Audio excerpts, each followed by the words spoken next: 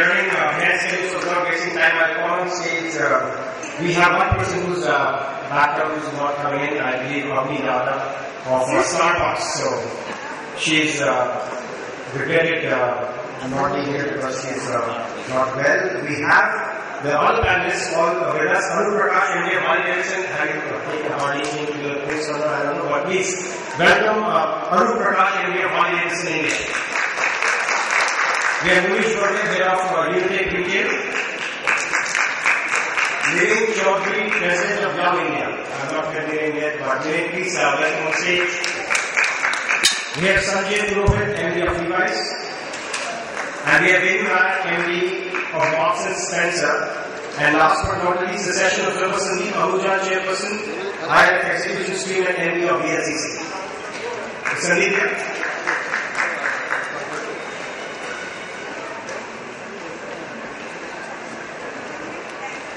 As we have still lunch to go, so please show some energy, otherwise lunch is going to be much needed. Come on, give a round of applause to all the panelists. We have Sandeep, we have Anup, we have Munish, Viren, Sanjay, alright, good to go. So you are the chairman of the stream as well, of the execution stream. So I'll probably get it started with you so that you can set the overall parameters of this discussion. We're actually looking at the three aspects of the segment model as we talked about. You already saw the video of model, talent, and execution, business model that we're talking about. So how would you like to pitch it to all of them? Because all of them come from a very, very diverse. I was having a chat with Sanjay a little while ago. I interacted with him, and I cite the instance. I interacted with him when Cadbury's was in trouble. There was this whole instance of ants getting into Cadbury bags. Something like that. And they actually did a great job of countering it back, and that was the episode where I met him then. And now he's into the business of selling jeans. Bit different from having chocolates and wearing jeans. But how would you like to pitch it? They are all in a very, very different, diverse background, but talent, model, and execution remain key to success for a CEO. I think what I'd like to hear personally, and I'm sure it's quite a few of the audience here. One is that, irrespective of kind of planning that you put into a product, or irrespective of kind of planning that you put into a service, in the Indian context, perhaps more than anywhere else in the world, it's the execution that sort of kills it all or makes it a success. And maybe because of the sheer diversity of the kind of people we have in terms of products and services that they manufacture, it would be a good idea for us to get some insights into how they tackle the India challenge, so to say, when it comes to the execution side of this. Let me start from the other corner. Harley-Davidson. There was a time when you were trying to figure out whether Indians will be able to buy or not. Affordability, I'm sure, was an issue, but then passion took over.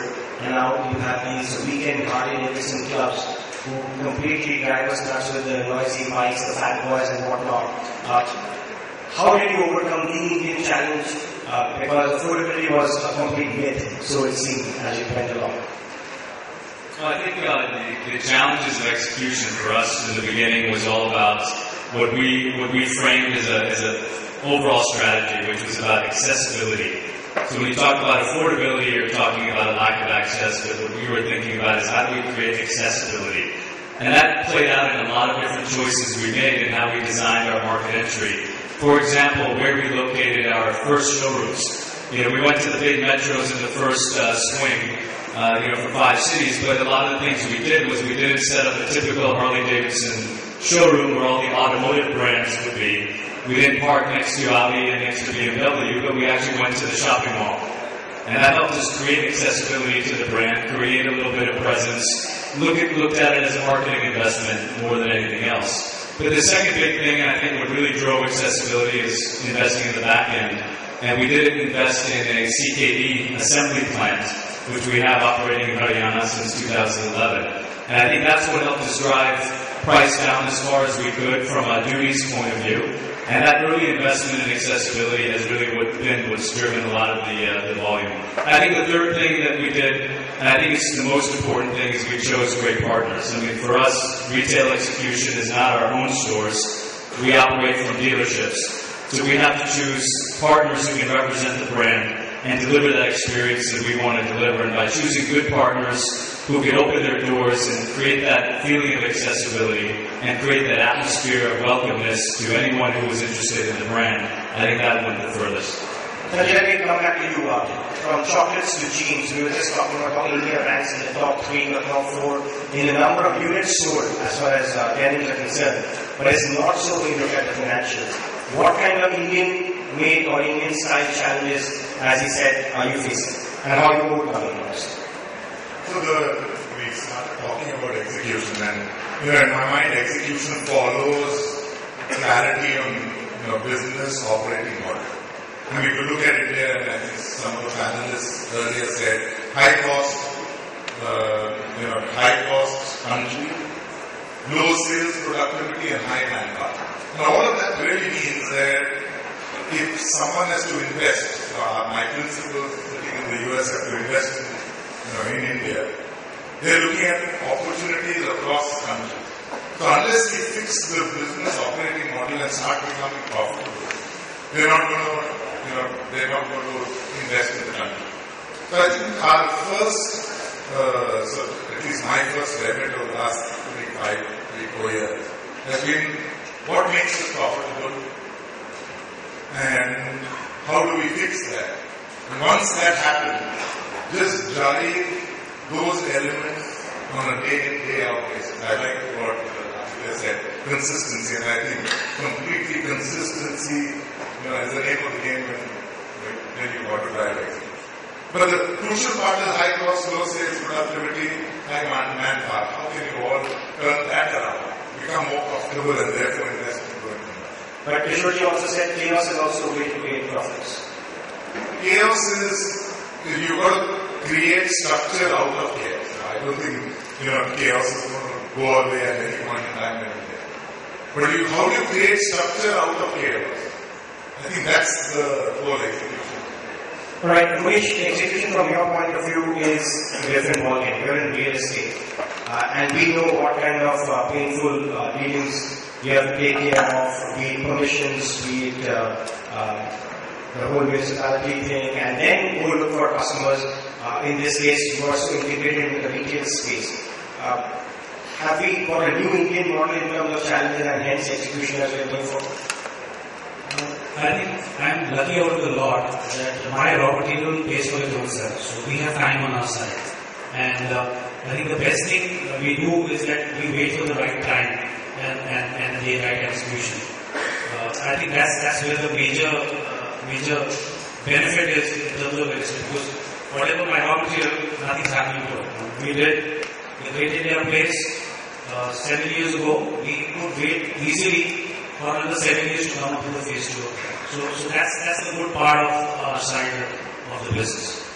But in terms of execution, when you are in the market, when you actually have to deploy what you finally built up, is there an execution challenge there? Right now, successful malls, if you have at your back, I don't foresee there is a problem. Fortunately for us, Great India Place has been a rocking success, and we've been able to create a model which makes us move faster.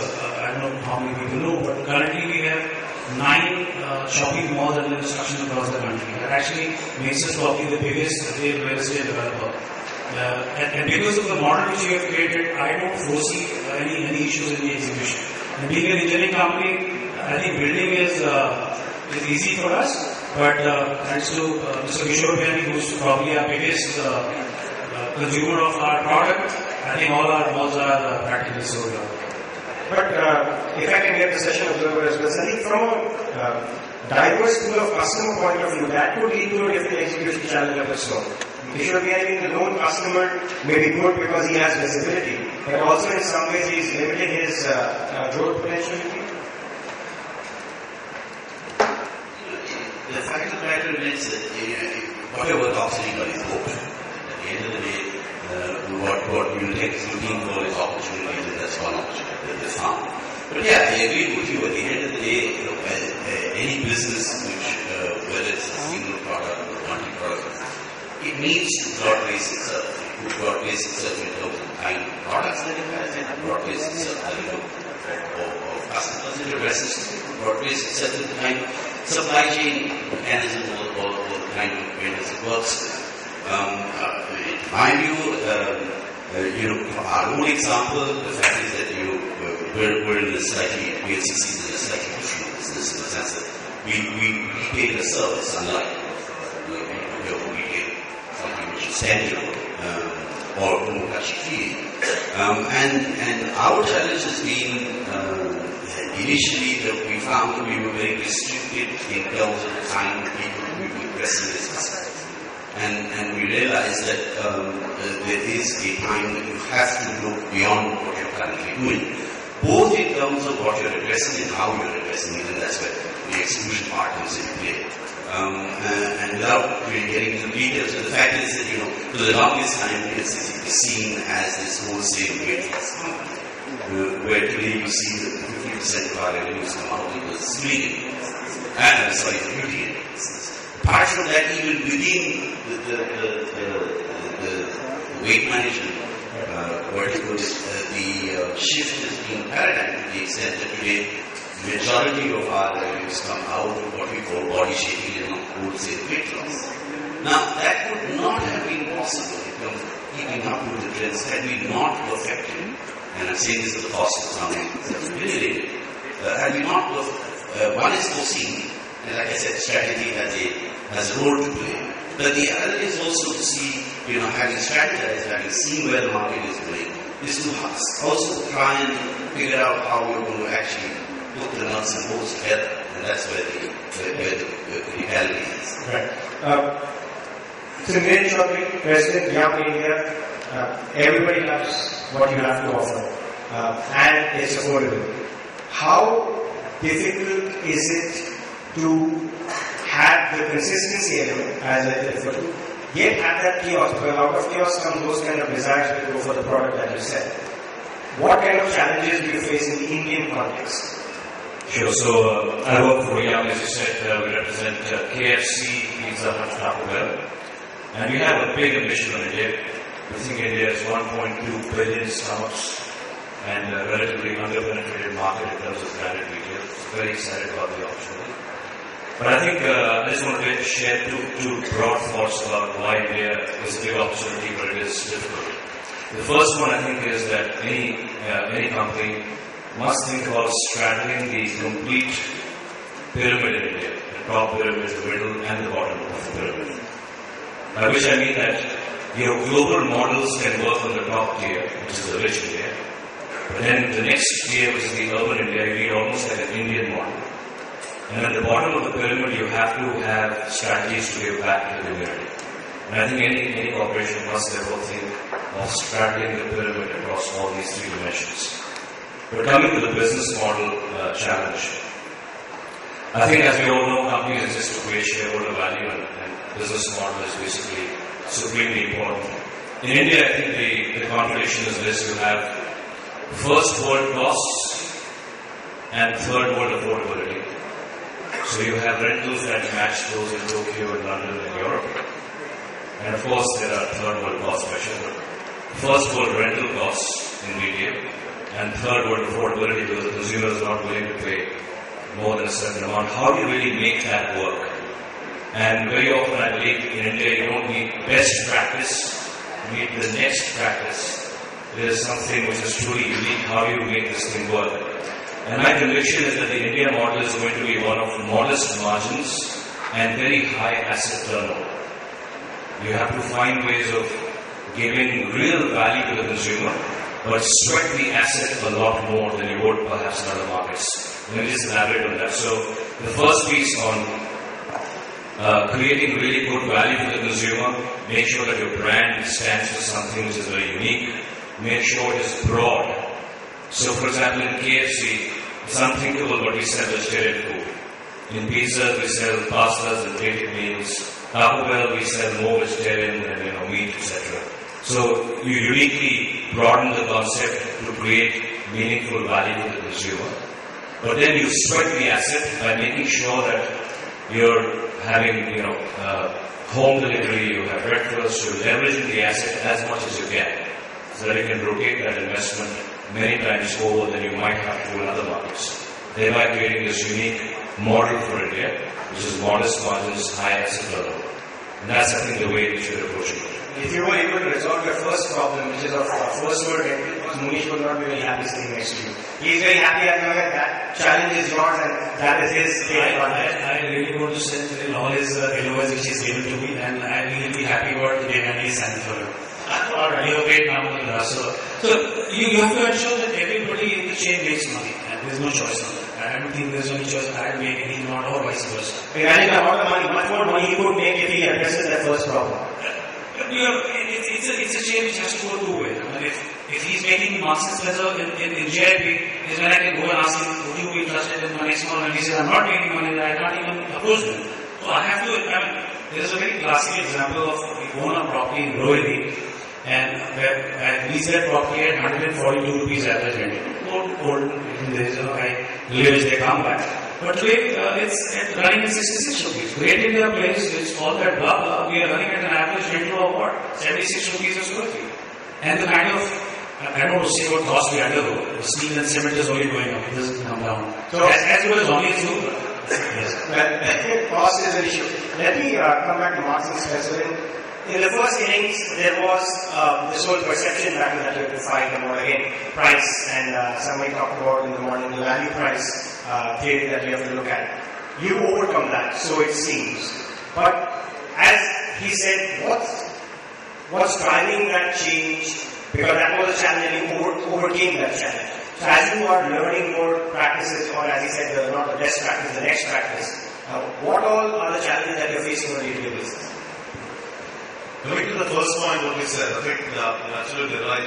It was almost a classic case of an international retailer coming into India trying to apply what was a franchise, not price highly, and we obviously corrected that. We corrected that by investing ourselves, appreciating the opportunity that there was in the market. For us, it's about getting the right products and services to the market. At the same time, also offering an experience to the customer when they come into the stores. The challenges, I think, have been the same. How do you differentiate from yourself? And I think differentiation comes in by having a product which is unique. Everyone's competing, all number of retailers selling clothes. How do you differentiate your product? You differentiate your product either through innovation or having a service that's different. I'll give 2 examples. We've got a number of products which are innovative, and innovation tends to be a big focus area for us, and that's a differentiator for us, like the tummy tucker products that we have, both across men and women. And for a market like India, it's very applicable. It works very well. Similarly, we would have active waistband trousers, and it's just those subtle things which differentiate yourself. In terms of service, a free marketing service is again a differentiator in the market. So I think those are the ways by which you can overcome some of the challenges you have in terms of cost and still get the customer to come in. And then in terms of the environment, and Harley-Davidson mentioned about how they are doing that, and similar for us, we look at our new stores. We segmenting the stores based on the type of clothes you're trying to buy. It's based on the occasion. So it's a casual wear, formal, party. And you segment your stores that even as you get into the store, you know very clearly where you want to go. And it's a lifestyle that we are selling to the customer. So I think these are the things which we are bringing in to overcome some of the challenges that there are in the market. Right. Sandeep, now as I said to Chairperson again, on the stream level execution, cost is standing out to be one of the biggest issues when it comes to the execution of the business model or what you're looking at. Talent is the next thing I want to throw at them, and real estate I don't think as much of a talent except that will come off like a retail wall. Let me look at talent starting because Anup, you mentioned choosing the right partners. Even when you choose the right partners, you eventually have to have that last mile person who will convince me to buy the bike, or actually shoot me and they say that you can't afford it, or those kind of issues. Talent in terms of understanding the product. When it's completely uncharted territory, how are you overcoming that issue? It's a great question. So I think bigger challenge we have, again, as independent dealers out there. They're not our employees. They're partners of ours. It's a channel that we're working with. And I think what we try to bestow, and I think this is where sometimes retail goes wrong, and that is, they get into this process-based retail. And I understand the need for process consistency. But what happens when you have process consistency, you lose, a people orientation. And you learn that ability to deliver that kind of personalized service, because a personalized service is, opposite to having a process-based service. And so what we try to do is we do all of our kind of training to our dealers on 3 parameters, and we have a framework for how do we deliver a customer experience. The first is it has to be trusted. Second, it has to be personalized. And third, it has to be social. And the social aspect is one that we get, a lot of, references for Harley-Davidson, because we think about the ownership or the customer experience beyond the sale. We're not talking about social in the store.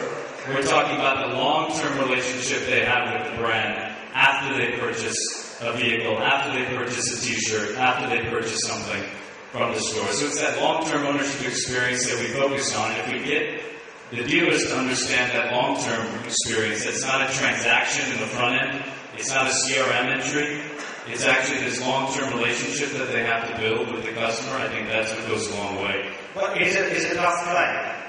I mean, for them to understand, is it a tough time for you guys? Well, I think it's obviously a challenge to translate that, right? And again, in a retail environment and in an industry that's still immature when it comes to retail talent. I think that's been a theme that we've seen. But I can tell you that if you stop focusing on, and I thought what Lord Desai said this morning about this distinction between Tier 1, Tier 2, Tier 3 being a bit broken and sort of too simplistic. Because we recently opened our first showroom in Indore. And it's a great, example. When we went to Indore and we had a press conference, the older journalists asked us, why are you here in Indore? Because they had a very low self-esteem, thinking of themselves as a Tier 3, Tier 2 city, and they're kind of surprised we were even there. The younger journalists all said, thank you for coming. Well, it took you so long. So it was like this mindset change. And I think that's the mindset change that retail has to go through. We have to move from a CRM process-based checklist of all the things that have to happen in the store to a trusted, personalized, social relationship with the customer. And I think that's going to help you get execution. That's going to help you drive talent. Because talent's going to be all about delivering that experience, not the process. Sandeep, again, as someone who is looking at this work stream, as well as someone who is in a service offering, talent is a critical piece of the action. How do you keep up with that challenge yourself? Understood the importance enough of talent. The fact is that, in our case, we have, unlike the retailing, home product retailing side, we don't have a back end. Each of the 300 outlets across whatever number of countries has about 35 people on an average, and each one of them is customer facing. And therefore, it becomes very important that each one of them is good enough for a customer to accept and keep coming back to. The way we tackle that is, of course, simplistically speaking, training. But I think more importantly, we use something in practice, what has been discussed since morning, is consistency. There is consistency in training. There is consistency in implementing what we have learned in that training. And there is consistency in guiding people whenever they have gone wrong.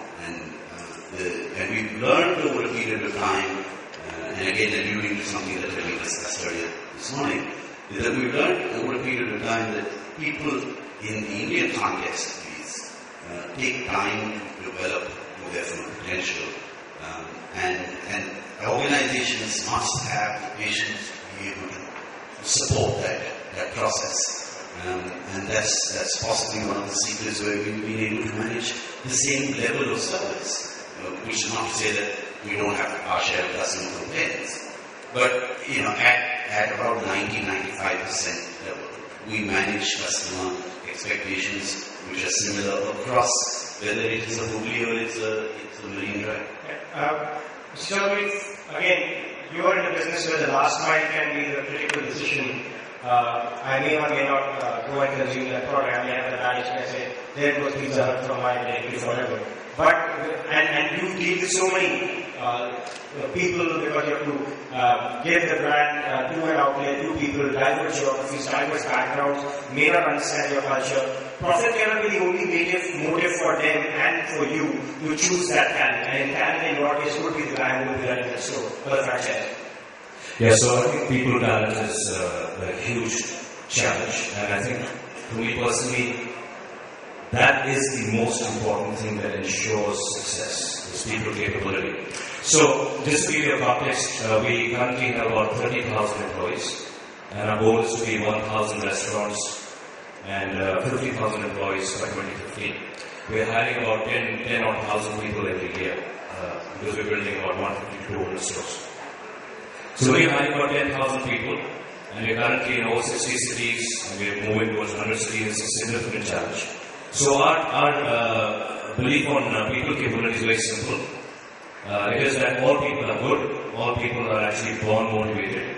So if you get the right people, give them the right culture, then you will have excellence.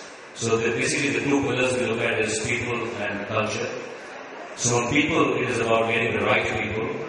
I believe that the right people is 99% a function of recruitment, of hiring the right attitude. If you have the right attitude, everything else is easy. If you don't have it, it doesn't work.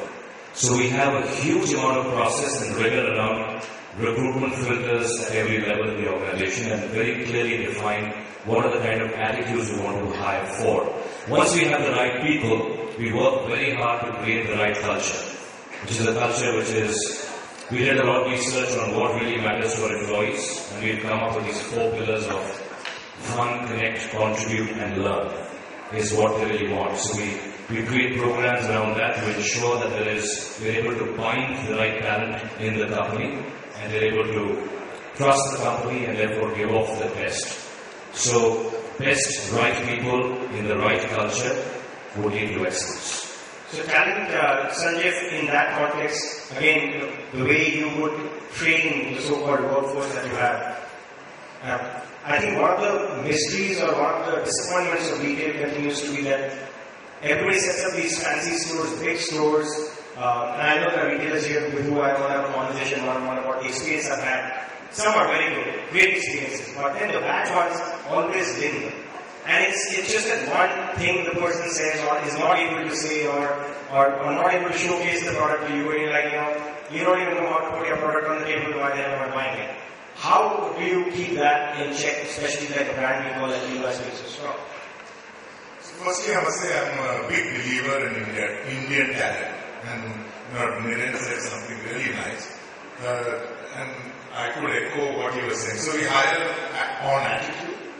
The great attitude always translates into great service. And then we try and pop it up with both capability building and like you said, culture.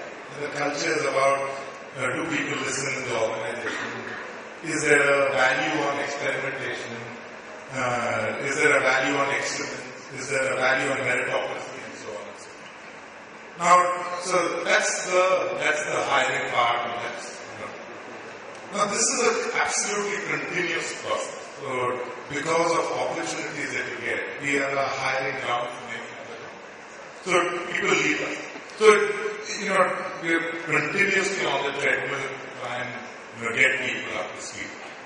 So what helps is what we talked about right in the beginning, that if you're clear on your execution parameter and people are able to work out from a consistent process, it helps tremendously. So simplified, consistent process. So I like what again IndiGo was saying, clean airlines, low cost. So and we try and simplify our experience in stores in that manner. People then learn. And because I think Indians have a great problem-solving attitude, which I really don't find anywhere else in most Western markets. I think if you do all of that, right attitude, culture, capability building, consistent process, I think Indian talent just delivers outstanding. Just want to just add on that. I totally agree with you. I think the talent we have in this country is truly exceptional.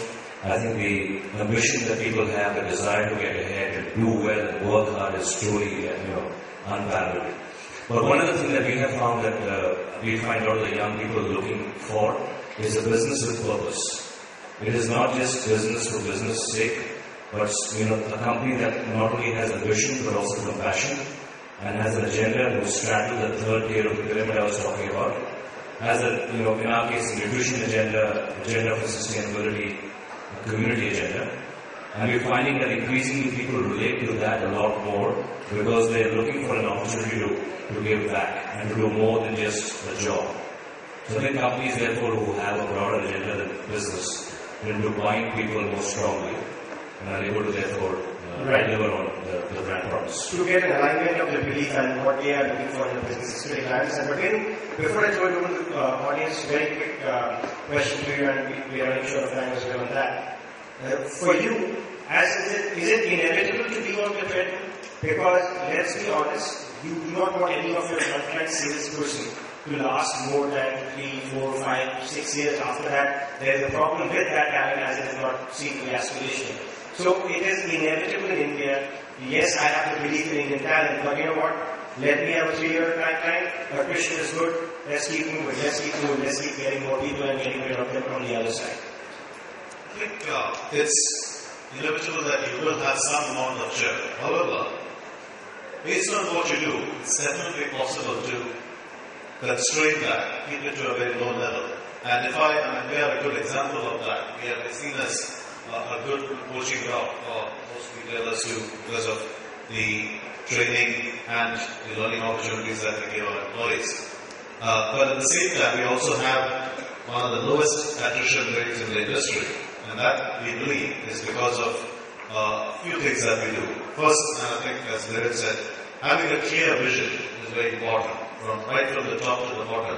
If the entire organization knows what's the plan, what we're going for. I think that's the first thing. And then supporting that vision is to have a strong leadership team, which drives the vision.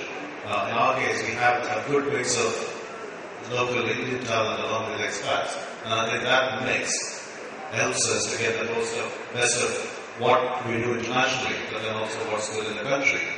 And then engagement and recognition, along with training. I think these three things ensure that people are aligned to what you're doing and want to be a part of the journey.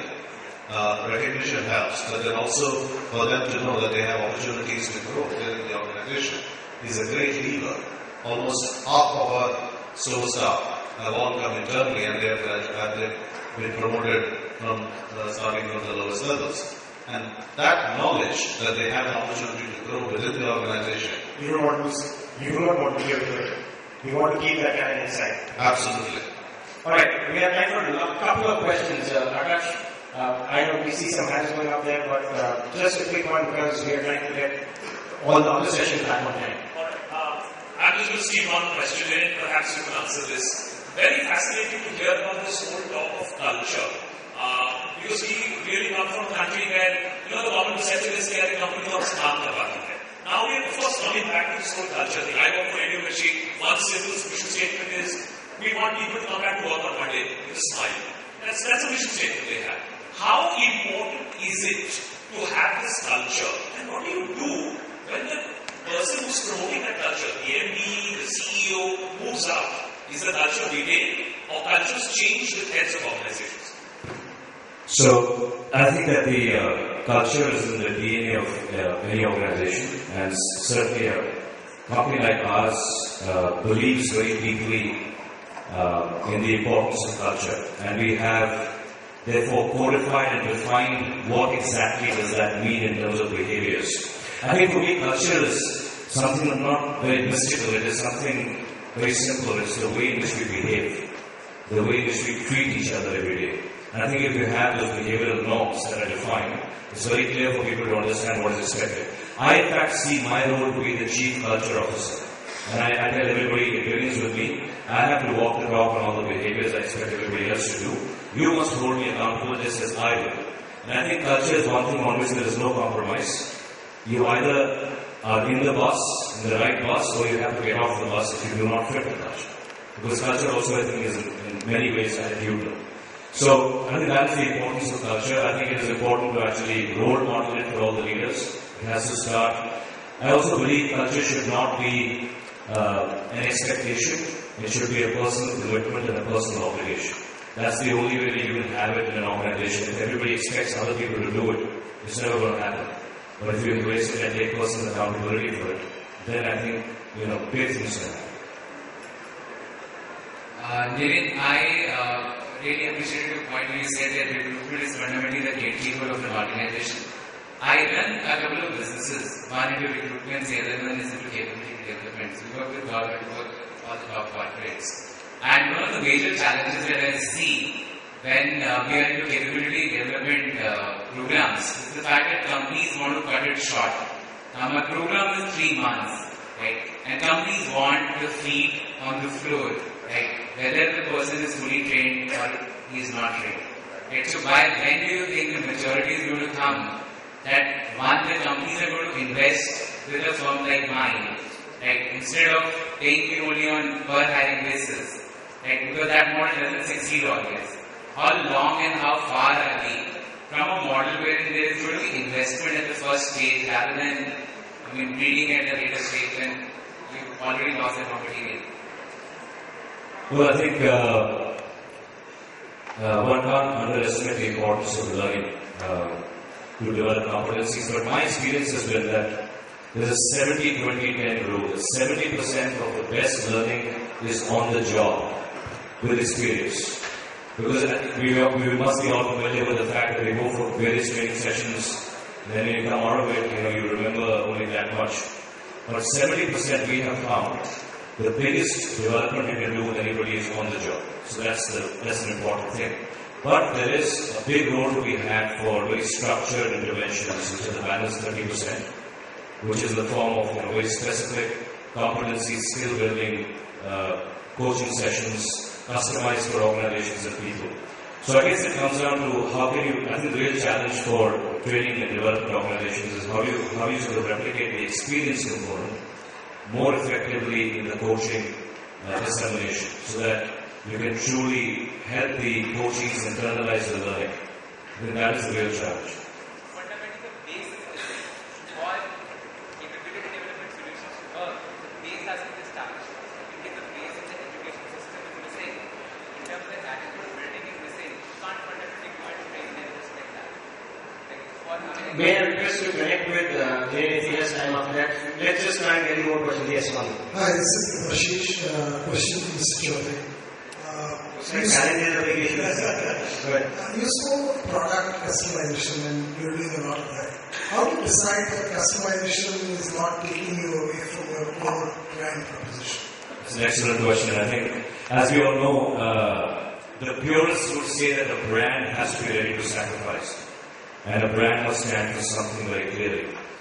And at the same time in India, like I explained, I think you have to be broadly relevant. So how do you really balance that? So the way we are sort of take on it is that we will always be global because our unique selling proposition is to give the consumer something that they can't find at home or otherwise. But we will take our inspiration from what people love in India. So that's the way. So we will always have a Western spin to an Indian idea. So I think, and a good way to sort of frame that is that we look at innovation in two buckets. One is, normally people say, what are the unmet needs and therefore what are the products I need to bring to the table? We say, okay, what are the consumers who are not able to consume my brand right now, non-consumers? And what products do I need to create to bring in non-consumers into the category on one end of the spectrum? On the other end of the spectrum is, am I over-serving consumers in India with quality for which they're not willing to pay? And how do I need to pare that down to sort of strengthen the value proposition? That's another dimension of us looking at product innovation.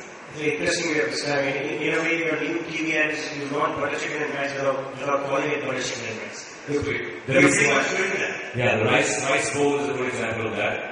It's a blend, it's an Indian idea, kids love rice, flavored rice. But we call the chicken popcorn and this unique taste on top, so it's a rice bowl and it's not a rice biryani. I can guarantee in Delhi, I'm sure people are queuing up and saying, give me butter chicken and breast. One wrap-up question for you, this whole brand dilution and innovation according to the Indian market. How much are you willing to go in terms of innovating? Or is there a no negotiation on the kind of product Harley-Davidson is? You will sell what you have and will not innovate in India. I think even Narendra just said, you have a global brand that stands for something, and you have to be consistent about what your brand delivers everywhere. I mean, for us, we have been very firm in how we've come to market, and that is with the global ownership experience from day one. You know, we didn't come into the market with one model or two models. We brought the full range of models. We didn't come in with small dealerships and tiny outlets and places that we just put a few posters up and park the bike that you couldn't touch. We said, come take a test ride here, just like you can in any other place in the world. So I think that ownership experience is what draws people together. When you talk about product and product development, that's where you start to build product for your target markets. And I think we've been here now 4 years. This is our 4th year in the market, and I think we have, as we've entered the market, we've gotten to know what the customer wants, and we've taken that feedback and put it back into our product development cycle. Now, when you're an automotive player, it takes 3 to 5 years to build a new product platform. If you're, making a motorcycle or a car, so we're about due for a great launch. So I know there's an auto expo coming up, so maybe you can stay tuned.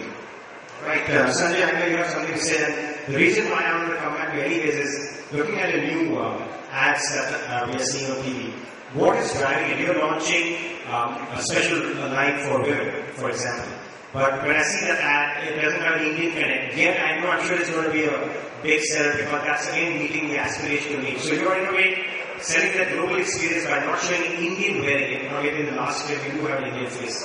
But how are you reacting to that? And what is causing that change?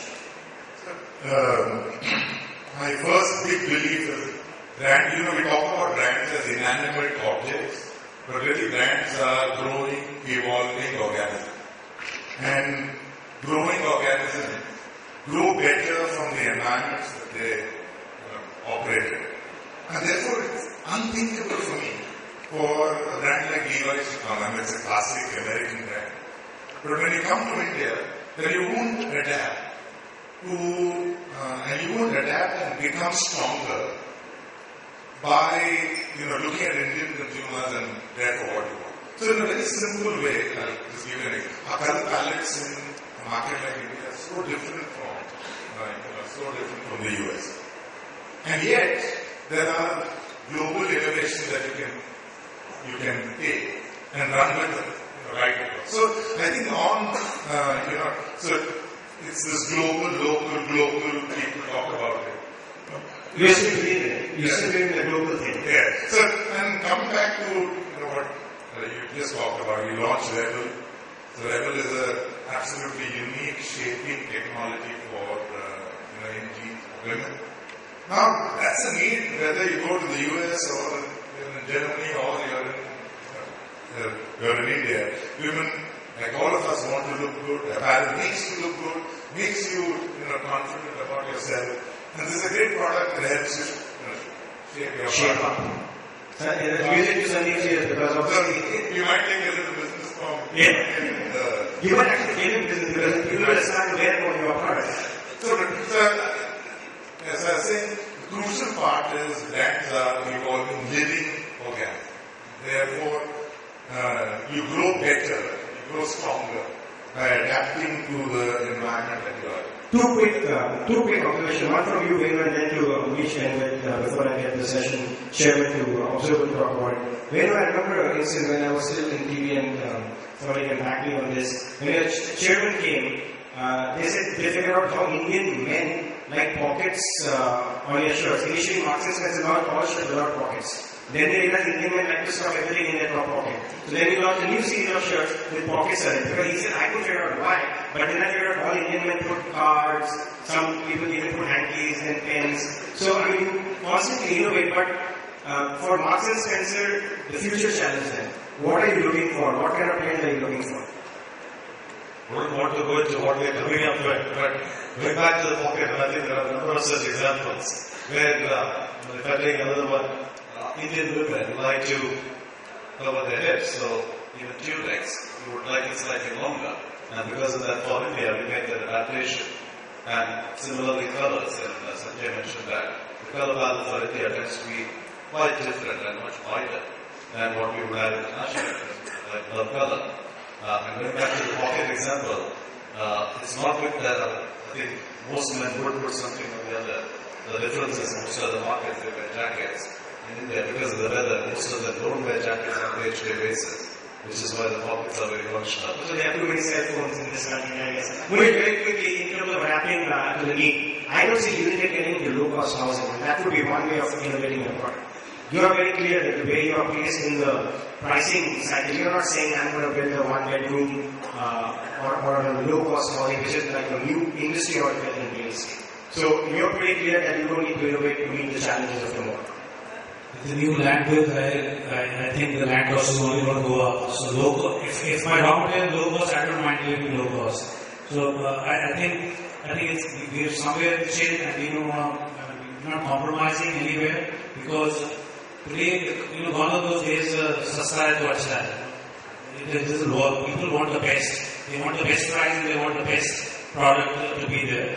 Having said that, we do have value homes. I don't know if this cost is value or not, but yeah, we are working on it. And if we get from the government, we get support and we get low cost lands, I'm sure we can look at that. Right, on that one, I'll end it by asking Sandeep to give a wrap up. You heard various aspects of business model, part execution. Talent took a lot of time for us here. How do you tell the audience, or how do you tell the people who are here to absorb knowledge from CEOs like this? This was the CEO session. The key takeaways in your mind, just a quick 1 minute. First of all, I'm fortunate to be sharing the stage with such stalwarts, and thank you for having taken time out, and thank you for having moderated so well. But to my mind, obviously, what was discussed today, as you pointed out, cost is an issue that comes up very clearly. Adaptation to the Indian consumer comes up very clearly, and the fact that cultures of organizations, the challenge being how to retain the essential DNA while coming to India, and then looking at a calibrated dilution, if it may be called, is one such challenge that I think you have tackled extremely well. Talent, of course, is an issue that I don't think will go away very quickly. It is something that continues to exist. And I don't think talent or lack of talent is an issue in India that is a global phenomenon. Despite large populations, there are not enough people who we want in the manner we look at them. And the trick there, as everybody pointed out, is to invest in talent consistently and build in a certain culture. So I think that is pretty much what we do. All right, great. Thank you so much. Thank you, all of you, for being on the panel. I will be trying to crunch in a lot in a short period of time, but a round of applause for the panelists. Thank you so much for being here.